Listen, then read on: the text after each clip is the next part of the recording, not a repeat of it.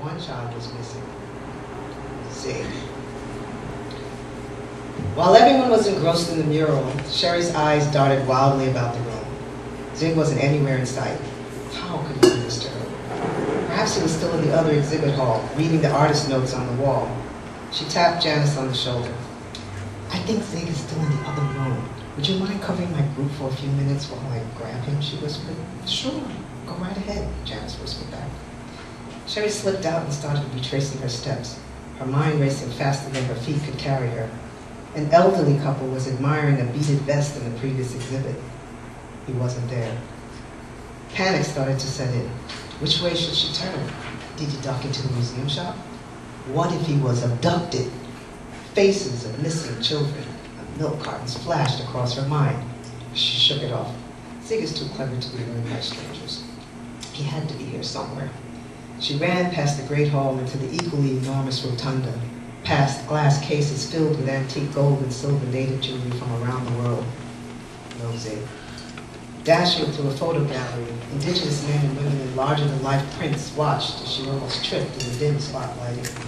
She made a left now, going practically full circle on the second floor, looking in corners and around showcases for a glimpse of Zig's red and white rugby shirt.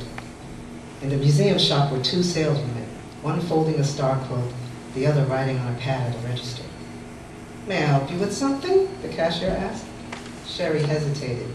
If she said her son was missing, it would cause a stir. She turned away. The few people walking around didn't notice her anxiety. After bursting into the men's bathroom, causing a security guard at a urinal to swear and fumble, she found herself at the information desk. The look on the receptionist's face showed a great concern. "Are you all right, Miss?" She paused from stacking her brochures.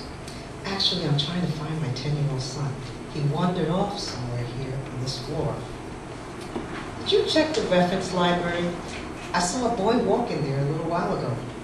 She pointed to an opening behind the desk with heavy carved doors. In her chaos, she thought the area was for museum staff. She rushed over and looked inside.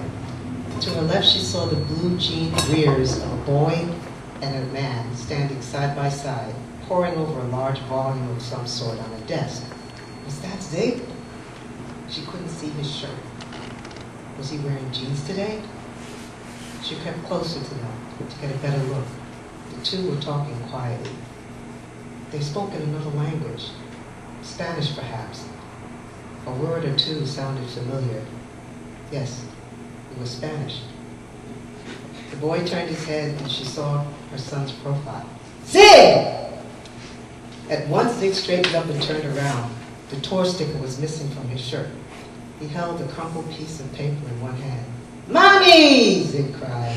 He turned to the man and spoke hurriedly, excitedly. But what he said, she had no idea. It was not in English. He pointed to the piece of paper.